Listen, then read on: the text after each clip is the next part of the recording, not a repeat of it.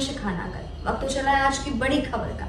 आइए जुड़ते हैं सीधे पंकज आर्य से, जो इस वक्त की खास खबर आप तक पहुंचा रहे हैं। पहलगांव में दुखद घटना के बाद बिहार की सरजमी मधुबनी से प्रधानमंत्री नरेंद्र मोदी का ऐलान।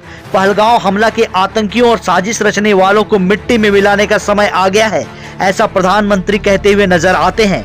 नमस्कार, जोहार, गुड इवनिंग झारखंड। मैं पंकज आर्य और आप देख रहे हैं आर्य न्यूज झारखंड। पहलगांव हमले में 28 लोगों की निर्मम हत्या आतंकियों के द्वारा कर देने के बाद जहां एक और पूरा देश शोक में डूबा हुआ है, भारत का एक एक नागरिक आक्रोशित है, वहीं प्रधानमंत्री नरेंद्र मोदी इस घटना के बाद पहली बार आज मधुबनी में आयोजित पंचायती राज दिवस कार्यक्रम के मंच से भारत सरकार के इरादे स्पष्ट करते हुए नजर आ रहे हैं। वहीं इस राजनीतिक मंच से सार्वजनिक बयान के बाद लोक गायिका नेहा सिंह राठौर की भी प्रतिक्रिया सामने आई है, जिसमें फिर एक बार वो प्रधानमंत्री को कटघरे में खड़ा करते हुए नजर आती हैं। कार्यक्रम की शुरुआत में प्रधानमंत्री नरेंद्र मोदी लोगों से अपील करते हुए नजर आते हैं कि आइए सभी मिलकर मौन धारण करते हैं, अपने अपने स्थान में बैठकर ही मौन धारण करते हैं और पहलगांव के जो शहीद हैं उनको श्रद्धांजलि देते हैं। इसके बाद आप सुनेंगे प्रधानमंत्री ने क्या कहा है, साथ ही साथ आप लोक गायिका नेहा सिंह राठौर की प्रतिक्रिया क्या आई है वो भी आप पूरी खबर में देखेंगे, सुनेंगे। बने रहिए तमाम खबरों के लिए आप आर्य न्यूज झारखंड में। मैं पंकज आर्य आपको रिपोर्टिंग दे रहा हूं झारखंड से। अपनी बात प्रारंभ करने से पहले मैं आप सबसे एक प्रार्थना करना चाहता हूं। आप जहां हैं वहीं अपने स्थान पर बैठे रह करके ही, खड़े होने की जरूरत नहीं है, बैठकर ही 22 तारीख को जिन परिवारजनों को हमने खोया है,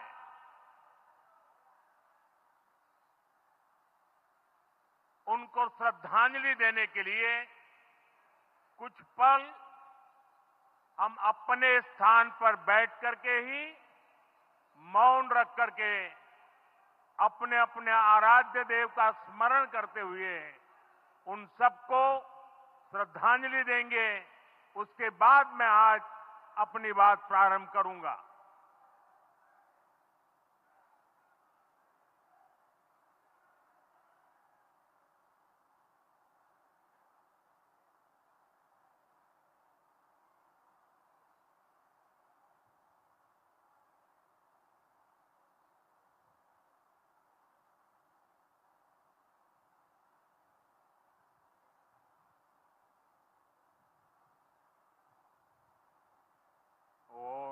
शांति शांति शांति।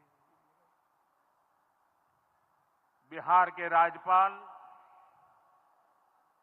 आरिफ मोहम्मद खान जी,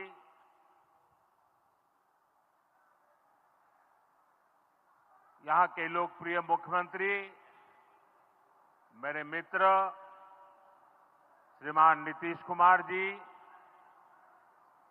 मंच पर उपस्थित अन्य सभी वरिष्ठ महानुभाव और बिहार के मेरे प्यारे भाई और बहनों,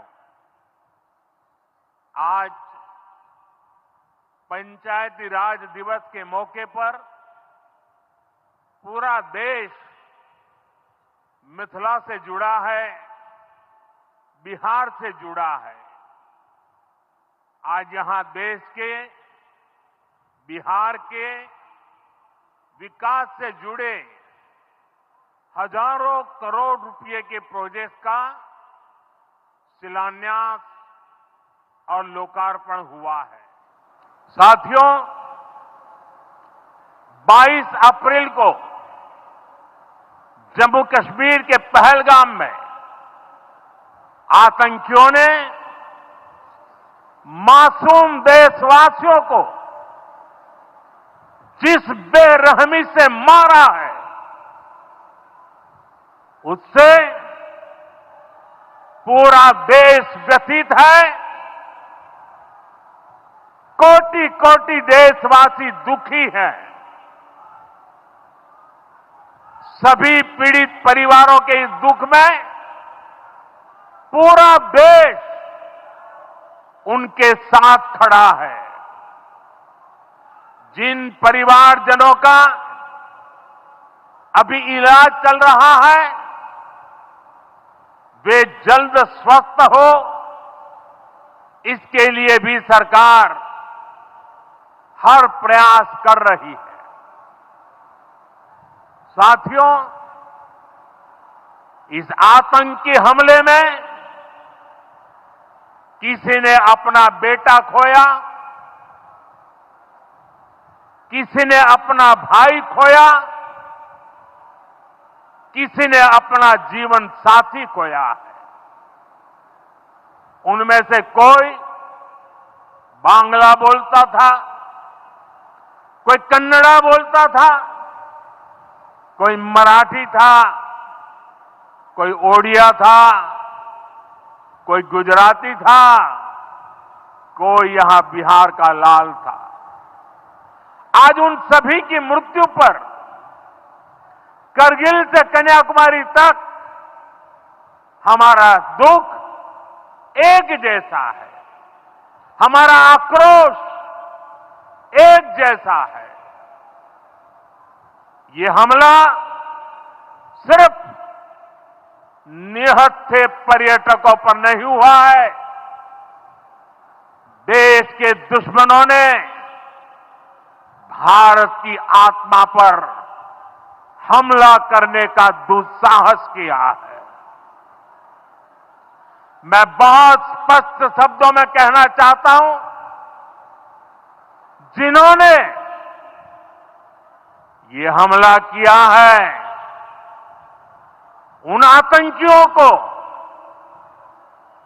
और इस हमले की साजिश रचने वालों को उनकी कल्पना से भी बड़ी सजा मिलेगी, सजा मिलकर के रहेगी।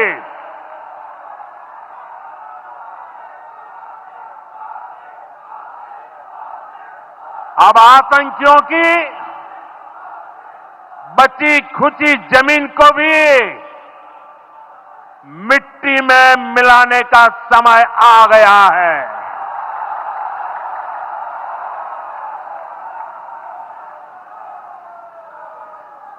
एक सौ चालीस करोड़ भारतीयों की इच्छा शक्ति अब आतंकी आकाओं की कमर तोड़ कर रहेगी।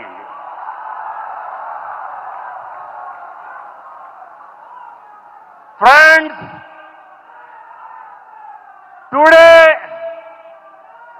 from the soil of Bihar, I say to the whole world,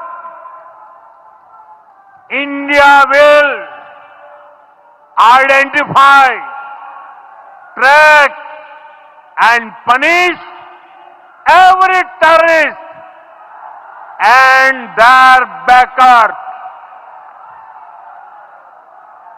We will pursue them to the ends of the earth. India's spirit will never be broken by terrorism. Terrorism will not go unpunished. Every effort will be made to ensure that justice is done. The entire nation is firm in this resolve. Everyone who believes in humanity is with us. I thank the people of various countries and their leaders who have stood with us in these times. साथियों, शांति और सुरक्षा ये तेज विकास की सबसे जरूरी शर्त है। विकसित भारत के लिए विकसित बिहार जरूरी है। बिहार में विकास हो और विकास का लाभ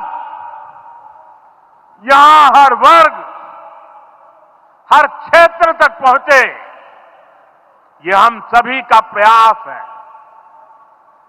पंचायती राज दिवस पर इस कार्यक्रम से जुड़ने के लिए मैं एक बार फिर आप सभी का आभार व्यक्त करता हूं। बहुत बहुत धन्यवाद। मेरे साथ बोले, भारत माता की, भारत माता की, भारत माता की। देश में आतंकी हमला हुआ है और आज प्रधानमंत्री मोदी जी बिहार में रैली करने जा रहे हैं क्योंकि वहां चुनाव है।